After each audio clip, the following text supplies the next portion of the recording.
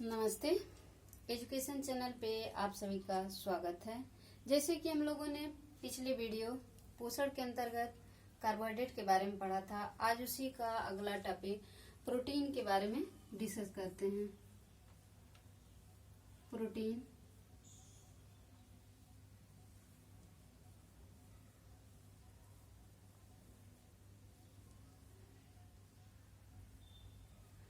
पहले हम देखते हैं कि प्रोटीन होता क्या है और किन किन तत्वों से मिलकर बना है। तो प्रोटीन एक कार्बनिक यौगिक है जो carbon, hydrogen, oxygen, nitrogen, sulphur, जस्ता, कॉपर से मिलकर बना है।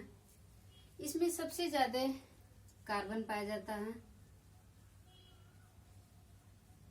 उसके बाद ऑक्सीजन,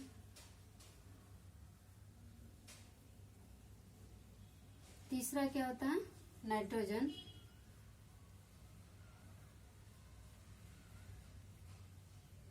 चौथा हाइड्रोजन।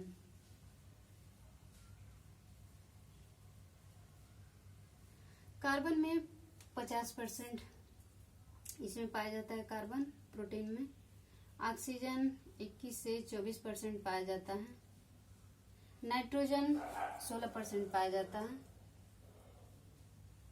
हाइड्रोजन 5 से 7% पाया जाता है।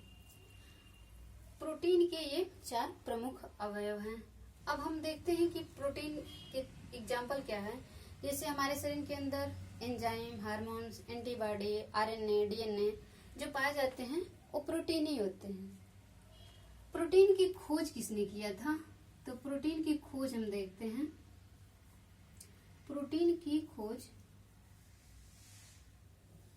मोलर द्वारा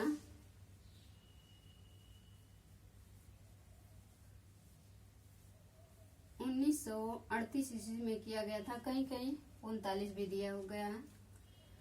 प्रोटीन शब्द जो है यहाँ का शब्द ना हुए। जैसे कि हम देखते हैं कि हमारे यहाँ सब कुछ उधार का ही चलता है, वैसे प्रोटीन शब्द भी उधार का है। ये ग्रीक भाषा का शब्द है जो प्रोटिया से बना है।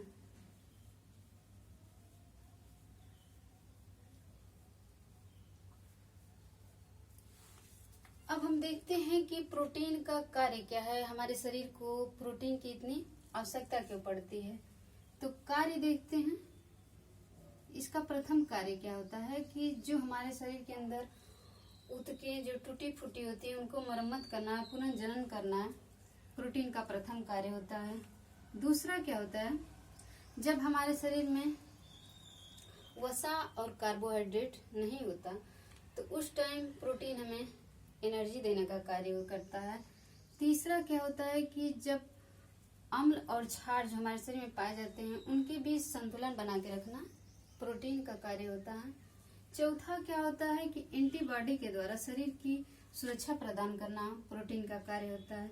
पांचवा, जो ब्लड में हीमोग्लोबिन पाया जाता है वो हीमोग्लोबिन प्रोटीन ही होता है। उसका कार्य क्या होता है कि शरीर के हर ऑर्गन्स तक कार्बन डाइऑक्साइड को बाहर निकालना और ऑक्सीजन को हर ऑर्गन्स तक पहुंचाने के लिए परिवहन का कार्य प्रोटीन का ही होता है। अब हम इसके स्रोत देखते हैं कि प्रोटीन हमें किन किन चीजों से प्राप्त होता है।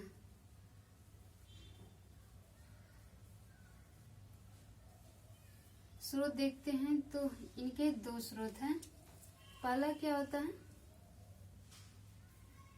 प्राणी और दूसरा क्या होता है वनस्पति।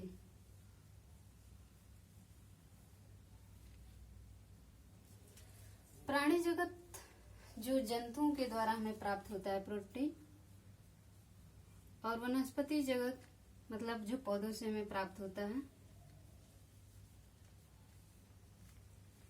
प्राणी जगत में क्या क्या होता है, जैसे मांस हुआ, अंडा, दूध, पनीर, खोआ, दही, ये चीजें जो पाई जाती है जंतुओं से उसे हम प्राणी जगत में रखते हैं।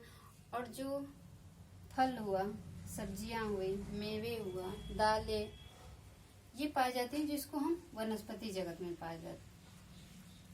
प्राणी जगत में जो पाए जाते हैं वो पूर्ण प्रोटीन होते हैं, वनस्पति जगत में पाए जाते हैं वो संपूर्ण प्रोटीन नहीं होते, क्योंकि हमारे शरीर को 20 प्रकार के अमीनो एसिड की आवश्यकता होती है, जिसमें जो 10 हमारा शरीर कहता है कि हम स्वयं बना ले रहे हैं, हमको 10 बस बाहर से दे दो, तो 10 ही हमें बाहर से देने की आवश्यकता होती है। वो 10 जो जरूरी होता है जंतु जगत में वो सारे प्रोटीन पाए जाते हैं, लेकिन वनस्पति जगत में नहीं पाए जाते हैं।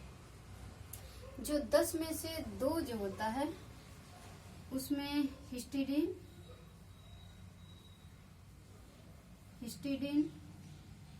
और दूसरा अर्जिनिन।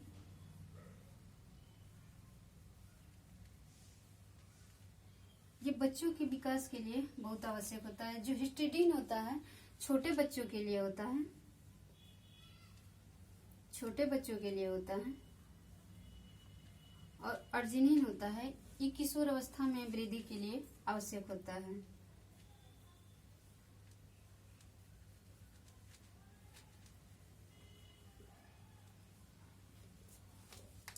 अब हम प्रोटीन की कमी और अधिकता से देखते हैं कि कमी और अधिकता से क्या होता है।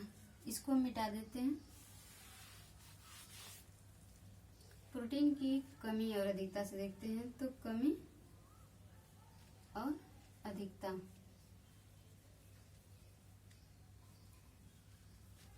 प्रोटीन की कमी से मरास्मस और क्वाशियोरकर नामक रोग हो जाते हैं। मरास्मस में क्या होता है कि ये जो रोग होता है प्रोटीन प्लस ऊर्जा की कमी से होता है। इसमें जो प्रोटीन और ऊर्जा 2 चीजों की कमी हो जाती है, इसलिए बच्चा ज्यादा कमजोर महसूस करता है। उसकी मांसपेशियां धीरे धीरे क्षीण हो जाती हैं, हाथ पैर कमजोर हो जाता है और एक तरह से एकदम कुपोषण हो जाता है। क्वाशियोरकर में क्या होता है, क्वाशियोरकर में क्या होता है कि ये केवल प्रोटीन की कमी से होता है। इसमें जो बच्चे की त्वचा होती है खुरदरी हो जाती है, फटने लगता है। फटने के साथ साथ उसमें चकत्ते पड़ जाते हैं। कुछ टाइम बाद बालों का भी कलर चेंज हो जाता है और शरीर में सूजन होने लगता है।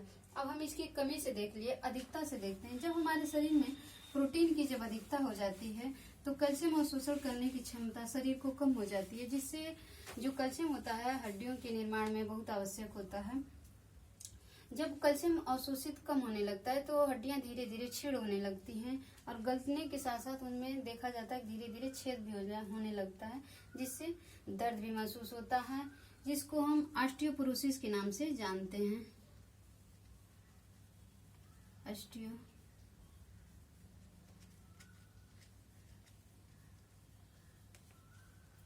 अब हम कमी और अधिकता से जो इसके प्रमुख रोग थे उनके बारे में डिस्कस किया। इसके अलावा प्रोटीन क्या है, प्रोटीन किन किन तत्वों से बना है, इसकी खोजकर्ता कौन है, ये किस शब्द से आया है, इसके कार्य क्या हैं, इसके स्रोत क्या हैं, इन सब चीजों के बारे में भी हम लोगों ने चर्चा किया है। हम आशा यही करते हैं कि जो हमने आपको प्रोटीन के बारे में बताया वो आपको समझ में आया होगा। अगर कुछ कहीं भी आपको कुछ कंफ्यूजन हो तो कमेंट के थ्रू बताने की कोशिश करिएगा। Bye, thank you.